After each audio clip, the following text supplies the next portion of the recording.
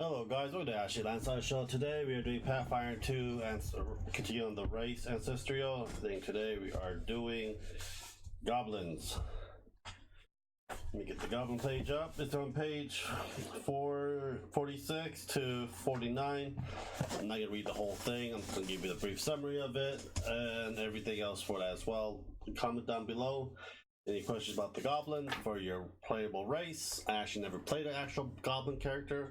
I actually use Goblin as one of the monsters I use for DMing, and I think you can also be a Goblin on the Pathfinder 1, but not really a big fan of Goblins. I know Goblins are mostly used for rogues or a sorcerer.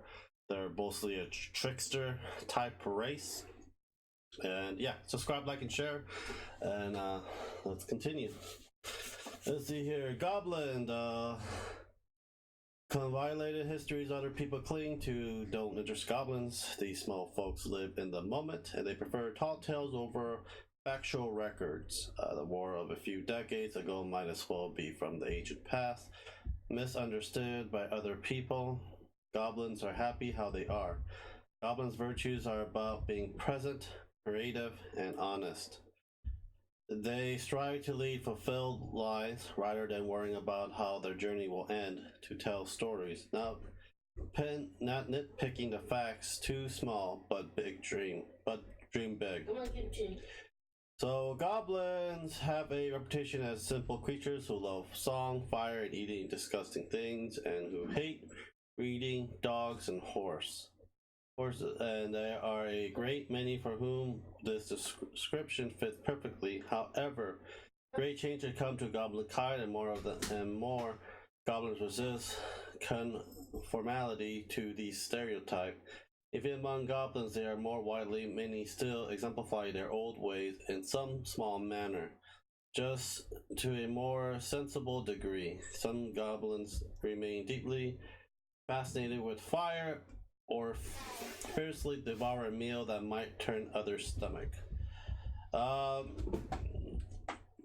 Goblins has a huge stereotype because there's a lot of goblins that goes in dungeons and like Lance is a goblin.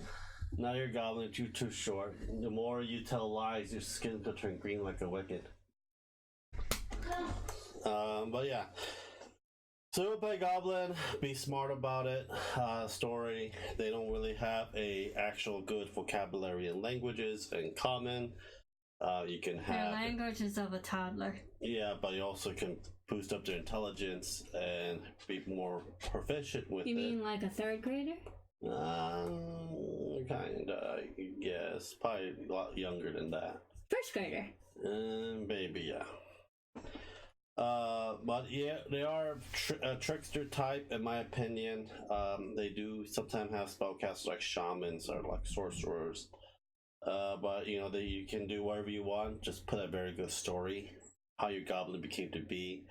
Like if you want to do a bard, you want to do a very, because I go by stories of your character's background. I mean, if you don't, I'll make you one.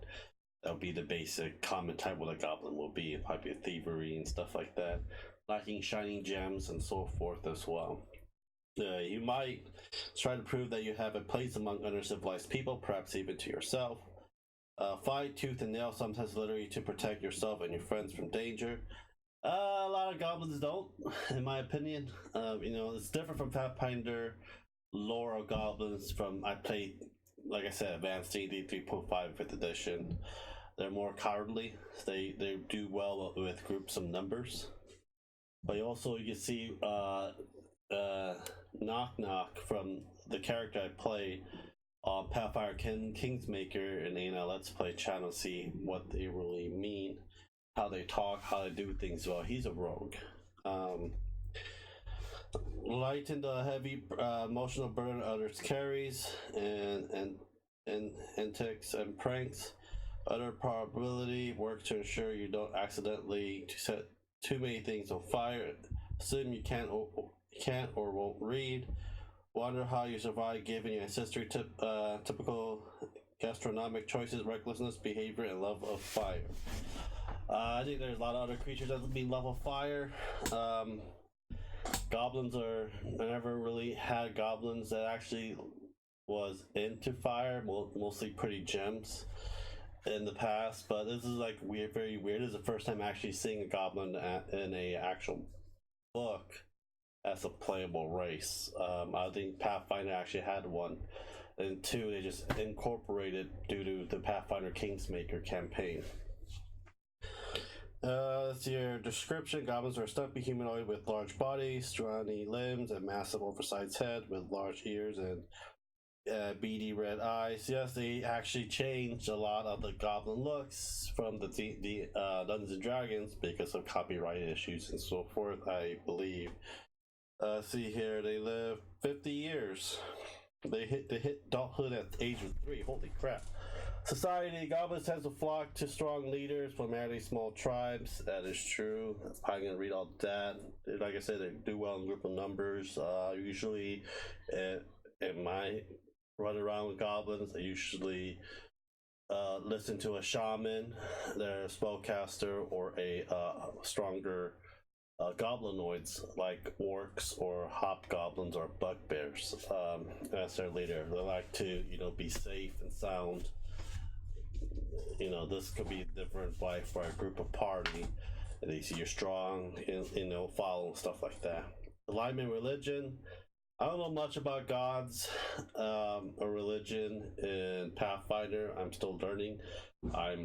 One day I will get the gods and hiding magic book that's coming out soon for Pathfinder 2. See, most god adventure are chaotic neutral or chaotic good. I'll say chaotic neutral or chaotic evil. Chaotic good, you could probably be it would be weird to see a chaotic good goblin.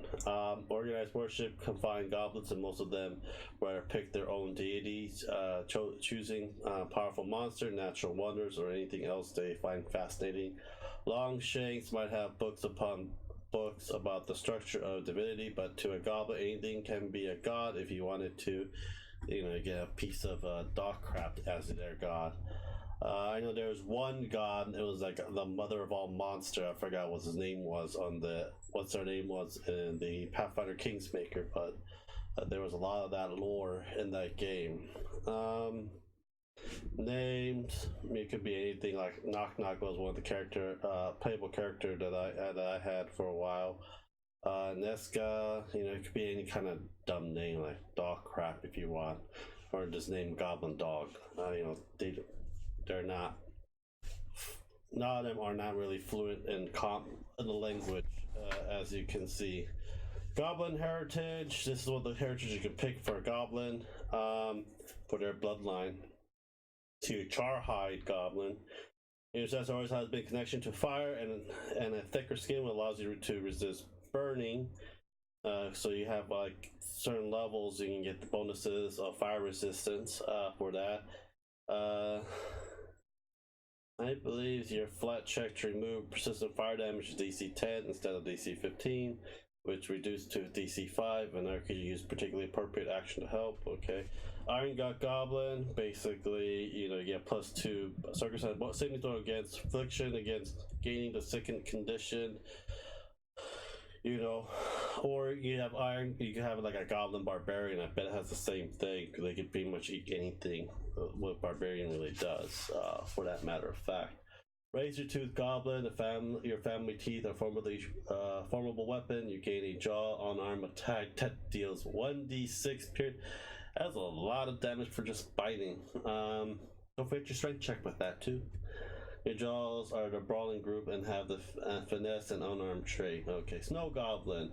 You are acclimated to living in frigid lands and have skin ranging from sky blue to navy in color, so it'll be that color for Goblin. You gain cold resistance for that. Unbreakable Goblin. You're able to bounce back from injuries easy due to an unexpected thick skull, because you're dumb as hell. You gain 10 points from your ancestry instead of 6. That's actually pretty nice.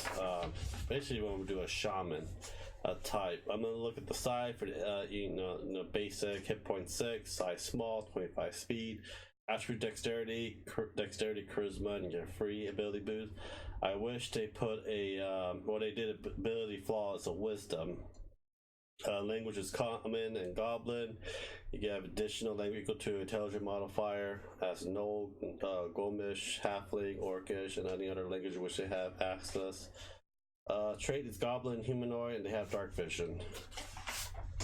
For that, let's see here. This is the ancestral feat. That's kind of funny. First level, burn it. Fire fascinates you, your spells and activating items that deals fire damage gain that's opposed to damage equal to half the spell levels or 1/4 in item level. Very good for a sorcerer or rogue that use alchemist fire, or it would be an arcane trickster in that matter of fact later on down the road as well. City scavenger, you know the greatest treasure often look like reuse, and you scuffle at those who throw away perfectly good scraps. You gain a +1 circumstance bonus to check to subsist, and you can use society or survival with your subsist in the settlement. So you can use that as a rogue trait and get a plus. And if you have Iron Gut Goblin Heritage, increase the bonus to +2. So instead of +1, your bonus get +2 Iron Gut with that. So very good for a rogue. Goblin in Scuttle, you take advantage of your ally improvement to agent. Adjust your position, you step. So rogue, some kind of fire class. Goblin song, you're singing knowing Goblin songs, distracting your foe with silly and repetitive lyrics. Like, you know, you have the Goblin character can sing Baby Shark, and don't do that while you're doing. If you're in my game, I'll probably kill your character just for the hell of it. Yeah, they're very annoying, especially with songs. Yeah, I can see someone doing Goblin Bard, or you know, the rogue or Sham or a sorcerer, just having this feed to sing Baby Shark, and everyone in the party wants to go pretty much going to murder you. But yeah, we can do a will DC of a single enemy within 30 feet that has all the unusual trait and restriction of every performance check. Critical success, the target takes a -1 status penalty to perception check, and we'll save for 1 minute. Success, the target takes a. It's just the same thing. Critical failure, the target is temporarily immune to attempt to use Goblin Song for 1 hour. Okay, Goblin weapon familiarity. Goblin type weapons, you get bonuses on it. Junk Tinker, you can make useful tools out of even twisted or rusted scrap, and using craft skills to craft, you can make a level 0 item including weapons but not armor out of junk. That's very good for if you're want to do a craft in a type of game, or a rogue as well. Rough Rider, you're especially good at riding traditional goblin mounts. I'm guessing a giant rat or a small dog or pony. You get +1 circumstance bonus on nature check to use command an animal on a goblin, dog, or wolf mount. That's very good. Very sneaky. Let's see here. It does. You can move 5 feet rather further when you make the sneak action up to your speed. In addition, that's actually pretty good. Good for rogue. 5th level. Let's see here. Goblin weapon frenzy. Basically, familiarity of goblin weapon gives you more bonus. Cave climber. After years of crawling, climbing through caverns, you can climb easily anywhere you can go. You gain a climb speed of 10 feet. That's very good for a rogue. Skittering skullet. You can skull it further and further when maneuvering alongside allies. When you use Goblin Skull, you can stride up half your speed. Good for a rogue. Goblin Weapon Expertise. Extra bonus. Very, very sneaky feat. You can move up to your speed with. You can use sneak attack, and you no longer need to have cover or greater cover to be concealed to hide or seek. That's actually very good for a rogue. Other than that, that is it for the Goblin. Hope you guys enjoy it. Will I ever play a Goblin character? If I'm not DMing and if I don't like DM, I'll probably pick a Goblin just to piss the shit out of that person. But you can have a lot of fun with the Goblins. Like I said, they're pretty much used for rogue and sorcerer that I know. But in our cases, you can have a Goblin Barbarian or Fighter, basically they can become like a Goblin champion. They usually are Barbarian or Fighter. A Cleric or Sorcerer, yeah, because you know technically it's part of the Shaman class. A Druid can be part of that as well, and so forth. And anyhow, guys, if you like the video, subscribe, like, and share. And tomorrow, next week we'll do the next installment of the race. Thank you guys for watching. Have a great day. Bye.